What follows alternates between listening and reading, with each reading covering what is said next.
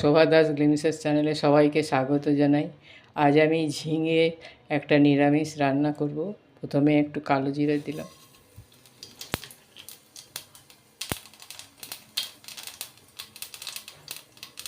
তারপর আলু কেটে রেখেছিলাম সেটা দিয়ে দিলাম।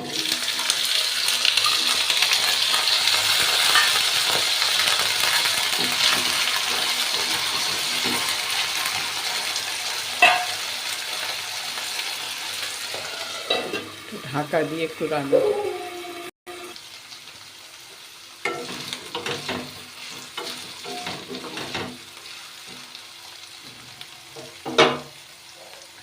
একটু কারি পাতা রেখেছিলাম সেটা দিয়ে দিলাম।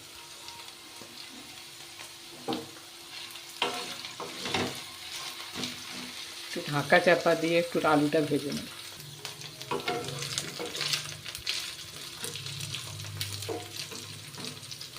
আমি কারি পাতাটা একটু বেশি পছন্দ করি এর গুণের জন্য। কারি পাতা হচ্ছে ডায়াবেটিস রোগীদের পক্ষে প্রচণ্ডভাবেই ভালো, কারণ প্যানক্রিয়াসের যে বিটা সেল থাকে যেখান থেকে ইনসুলিন সিক্রিয়েশন হয় সেটাকে বাড়িয়ে দেয়, ফলে ইনসুলিন বেশি থাকলে ডায়াবেটিস রোগীদের পক্ষে ভালো হয়, সুগার বাড়তে পারে না। এছাড়া ভিটামিন এ আছে, চোখের পক্ষে ভালো।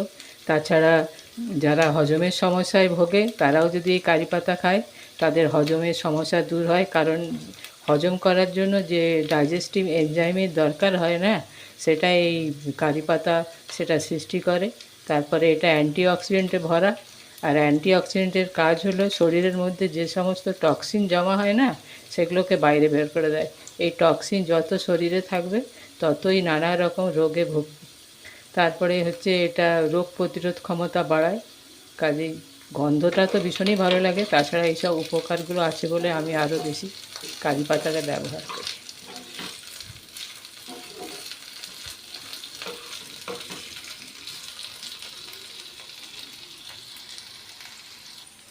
এরপর কেটে রাখা ঝিঙেগুলো দিয়ে দিই।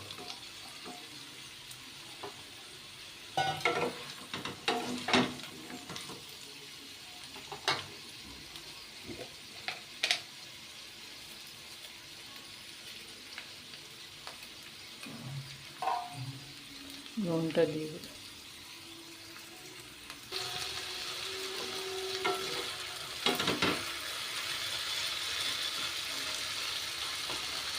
এবার এক মুঠো রোস্টেড ছোলা আর 2 চামচ সাদা তিল দিয়ে বেটে রেখেছিলাম, কাশ্মীরি লঙ্কা দিয়ে সেটা দিয়ে দিই।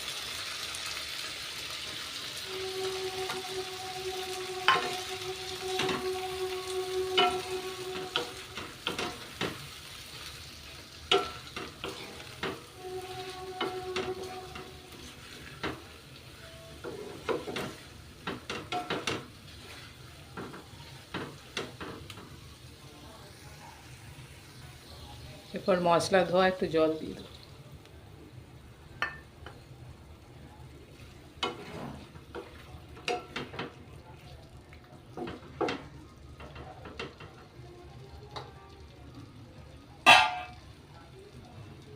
এরপর ঢাকা দিই।